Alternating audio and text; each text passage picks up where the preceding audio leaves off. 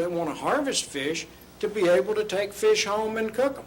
So we have a broad audience of anglers out there, of which you guys are about 20% of those people fishing reservoirs. We've got a lot of other people to answer to besides you guys. So, So the answer is, if we see that it's not working, we'll take it off. And we'll be the first to come to the commission and say that it's not working. thank you. Yes, sir. I just want to make a... You want to come up to the microphone, please? Yeah. My name's Chris Nishin, and I actually live here in Nashville. And just as an example, I'm more of a river fisherman than I am a lake fisherman, but due to the fact that Dale Hollow has such a quality fishery, I now hire guides or go up with my friends, and I live here in the state, and so I impact those counties up there because I spend my money up there. Last year I spent 6 days. This year I've already got plans to turkey hunt and bass fish up there at the same time, and I'm sorry about the communications problems, but it seems like to me that, and forgive me, I am not a friend of a private act. I hate to see the tail wag the dog. But it seems like to me that the commission did their due diligence by going through the Norris Lake Association. I was astounded to find out there was even something like that. But my word is not good, but I know people like myself that when the Norris fishery does take effect and does get better, as the biological data says it should, that you're going to get in-state dollars as well as out-of-state. I'm not looking to, I want to bring in all dollars, but I can say with things that I've dealt with in the past that TWRA is all about economy and biology and what's good for the fishermen. And I can say that if several years down the road it proves not to work, because they've done it in the past, they will remove it. And I can understand if you aren't aware of it, because that would be horrible to feel like somebody's ramming something down your throat. But it's just a general comment, but I do know that people within the state would love to come up there. Like the Norris, striper fisheries around the state and things like that. When striper fishing, trout fishing, when all that gets good, nobody wants to run herd over the local fishermen, but I know I don't impact my area much, just, by daily living. I buy gas anyway and stuff. But if I go to your area, that's motel, guide fees, the whole 9 yards. So, thank you. Thank you, Chris. Yes, sir. Super quick question for Mr. Wilson. Couple of things. Sorry, Mr. Reeves. I had Bobby's name in my head for another question. Now I lost my train of thought. On one, explain to us real quickly the parameters of how a slot works and the purpose of it. Okay.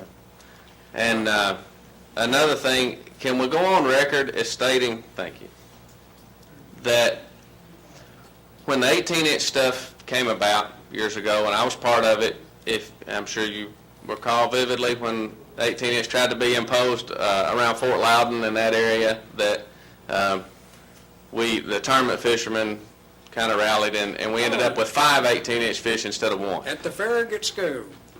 Possibly at that Yeah. meeting, yes, sir. I remember that well. Can we go on record as saying that Norris is completely a different animal, and this is not something that is being targeted statewide, or Okay. is, Yeah. 18 inches started at Norris, now it's statewide. Are we trying to implement a trophy smallmouth state No. We or a lake? I'll just be totally upfront with you on that, and I want to be, because it's important that you guys understand that we're not out to put trophy slots on every lake in the state. We evaluated the 18-inch length limit at Dale Hollow and a couple other places. We saw what it achieved, and we knew we could do that everywhere in the state.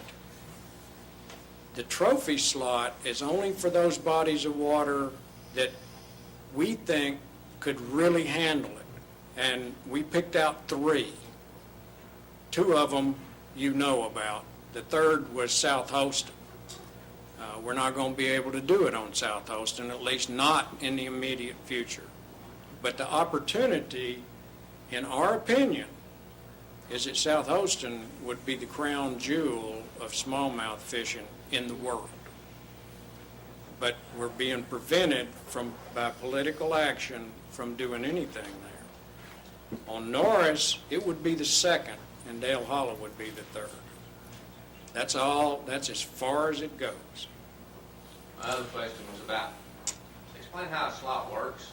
Oh, And the thing I had that Bobby's mind is, would you be the person I need to get with to get some of those loading penalty studies? Okay, I'll get with you. the slot protects a range of fish, and it could be like what we tried to start off with on Norris, which was a 14 to 18 slot in 2000. Had to change it to an 18 minimum because you guys came unglued about it.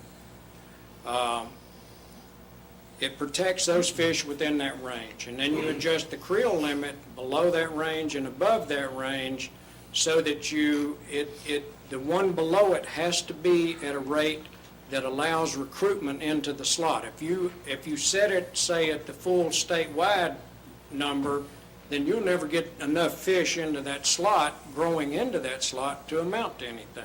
So you have to reduce the creel on the lower end. Obviously, by the time a fish gets 8 or 9 years old, to get to that high end, there aren't that many of them out there. So to allow people, first of all, having a creel of 5 22-inch fish or larger is ridiculous, because nobody could ever catch, I don't believe, 5 fish over 22 inches. If you set it at 2 and somebody does it, then, or 3, you're still shooting yourself in the foot. We've learned through experience that you can only allow 1 fish over that slot, and we apply that to trout, we apply that to the muskie, 1 fish over 52 or 54, whatever it is now. Any fish that we're trying to get into those bigger ranges, we can only allow 1 over, because anything higher just means that you won't see any fish over that length.